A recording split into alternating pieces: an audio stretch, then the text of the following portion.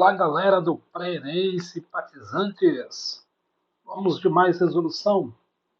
Olha que interessante essa questão 37 do Caderno Verde, ou você pode localizar pela temática, né? A questão que vai falar da língua da Tabatinga. Lembra? Então, olha só, nós temos aqui, já vamos para o enunciado para observar, né, o que se pede. Ó. A língua da Tabatinga tem sido preservada por quê? E aí vamos ler o texto. Então, a língua da Tabatinga, falada na cidade de Bom Despacho, Minas Gerais, foi por muito tempo estigmatizada devido à sua origem e à própria classe social de seus falantes, pois, segundo uma pesquisadora, era falada por seus meninos pobres vindo de Tabatinga ou de Cruz de Monte, ruas da periferia da cidade, cujos habitantes sempre foram tidos como marginais. Conhecida por antigos como a língua dos engraxates, pois muitos trabalhadores desse ofício conversavam nessa língua enquanto lustravam sapatos na Praça da Matriz. A língua da Tabatinga era utilizada por negros escravizados como uma forma de espécie de língua secreta, um código para trocar informações de como conseguir alimentos ou para planejar fugas de seus senhores sem risco de serem descobertos por eles. De acordo com o documento do IPAM 2011, os falantes da língua apresentam uma forte consciência de sua relação com a descendência africana e da importância de preservar a fala que os identifica na região. Essa mudança de compreensão tangencia aspecto de pertencimento, pois, à medida que o falante da língua da Tabatinga se identifica com a origem afro-brasileira, ele passa a ver essa língua como um legado recebido e tem cuidado de transmiti-la para as outras gerações. A concentração de falantes dessa língua está na faixa entre 21 e 60 anos de idade. Então veja bem, com esse texto, a língua de Tabatinga tem sido preservada por quê? Seu registro passou da forma oral para escrita? Classe social de seus usuários ganhou prestígio? Sua função inicial se manteve ao longo dos anos? Sentimento de identidade linguística tem se consolidado? Perfil etário de seus falantes tem se tornado homogêneo? Qual dessas alternativas é correta? Olha, é interessante para você que vem acompanhando as aulas do projeto Pré-ENEM. Nós também trabalhamos, né, aulas sobre variação linguística, né, estudo linguístico, variação linguística.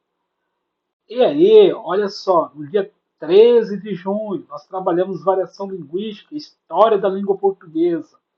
Uma bacana aula, né, para quem pode ir lá no link, depois deixarem documento, para conhecer um pouco da história pelo viés da linguística.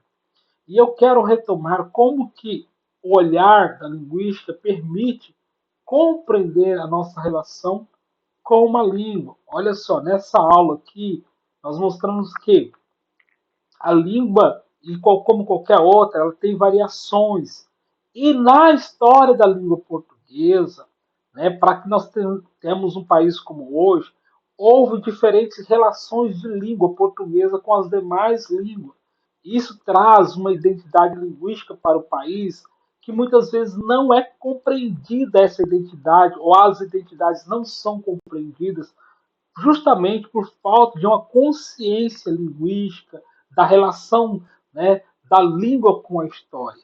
E aí, para essa aula, nós trazemos aí o Eduardo Guimarães, que é um linguista, né, professor da Unicamp, para trazer um olhar de como a língua portuguesa se constituiu enquanto língua do país, né, e ele vai fazer esse olhar num artigo científico bem acessível, né, aqui disponível na revista Ciência e Cultura, E ele vai propor olhar para a história da língua portuguesa a partir de 4 períodos, observando justamente a relação que a língua portuguesa tem com as demais línguas aqui no país. E isso, ao fazer a leitura desse artigo, permite você ter esse olhar de como que a língua ela funciona nas relações com as demais e como isso traz uma riqueza linguística, né? Permitindo o estudante, né, você que está ter esse olhar, né, do legado que nós temos no Brasil, de, né,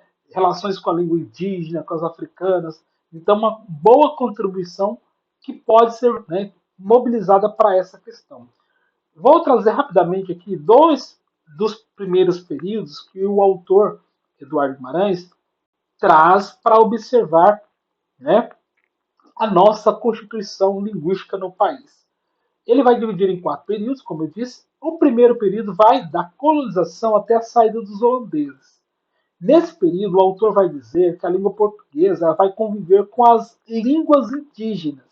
Então, já permite perceber que esse território, né, já tinha diferentes línguas em funcionamento quando a língua portuguesa chega ao país. E esta relação vai enriquecer e vai formar outros falares, porque a língua de contato, por exemplo, vai permitir, como por exemplo, as diversidade da pronúncia do R. E esse R que nós temos aí, porta, retroflex, porta, né? Mas, né, sulista, são identidades linguísticas que têm uma relação com a história, que agora não dá para, né, historicizar tudo, mas nós fizemos essa aula mostrando que cada pronúncia tem uma relação histórica, seja com a língua indígena, porque os indígenas não tinham som do R, e ao pronunciar o R, aprende a falar, né, de forma mais retroflexa, né, como porta, né, e, por exemplo, o carioca, que vai ter, né, uma outra influência linguística, né, aí pela admiração da língua francesa, vai trazer o chiado e vai produzir toda uma identidade linguística. E nós, nessa aula, mostramos que, né, olhar para a história, perceber que há diferentes, né, formações linguísticas no país e todas elas podem ser vistas assim como legados culturais a ser valorizados. E para isso, o Eduardo Guimarães vai evidenciar como que funciona então a relação da língua portuguesa com as africanas. Olha só, no segundo período que ele vai dividir, que é o momento da saída da língua holandesa, que seria uma língua no momento, né, uma língua de Estado no momento, que concorria com o português, né, em 1654 sai do país e ele vai dizer que esse segundo período iria até a chegada da família real em 1808. Esse momento aí é que nós vamos ter um contato intensivo da língua portuguesa com, né, as línguas africanas. Por quê? Nós vamos ter a chegada, né, de vários africanos, né, na época vindo da condição, né, de escravos, e aí vai formar comunidades linguísticas em que esse contato vai enriquecer a formação do país, vai trazer identidades que até hoje nós temos, que é o caso aí de Tabatinga. Olha só, né? Então a nossa história do país ela é uma história muito rica, muitas vezes não é compreendida. Então a linguística permite compreender, por exemplo, nessa formação. Na época nós até falamos do falar cuiabano, mostrando a origem, uma aula super bacana. Então, para quem teve essa aula, já teve uma consciência linguística, né? E aí, ao olhar uma questão como essa, não tem dúvida, né? O que está acontecendo aqui, né? É com certeza a resposta D. Por quê? Há um sentimento de identidade linguística, né, se consolidando. É o que a gente trabalhou muito naquela aula, né? Quando há uma identidade linguística, quando há uma compreensão, né, aquilo que às vezes está marginalizado por uma maioria, esse grupo começa a ver como uma história, sua história, e começa a ter um outro posicionamento. Quando você tem consciência de como isso se constituiu na história, né? Por que, que nós temos diferente forma de pronunciar o R? Né? Tem uma história e é muito bacana. Essa aula que estou fazendo referência, a gente fala disso e, olha, contribuiu para, né, chegar a uma boa resposta. Parabéns para você que acertou e parabéns que você mobilizou esse conhecimento dessa aula, tá? Então, olha só a resolução. Há trechos que justificam a consolidação linguística que reconhece a língua como patrimônio. E para reconhecer como patrimônio é uma mudança de postura, né? Uma forte consciência de sua relação com a descendência africana, à medida que o falante da língua de Tabatinga se identifica com a origem afro-brasileira. Ele passa a ver a língua como um legado recebido, né? Então, falta isso, infelizmente, em muitas outras situações do país, né, que tem um legado linguístico e não há uma compreensão histórica. E a linguística permite fazer esse olhar e, né, ter esse posicionamento. Parabéns ao povo aí de Tabatinga, esse grupo que tem se posicionado, reconhecendo como um legado histórico. E parabéns ao Enem por colocar uma questão como essa, né, que faz muito sentido para nosso país, que é muito rico, né, principalmente na cultura, na questão linguística. Esta é mais uma questão resolvida aí. Obrigado.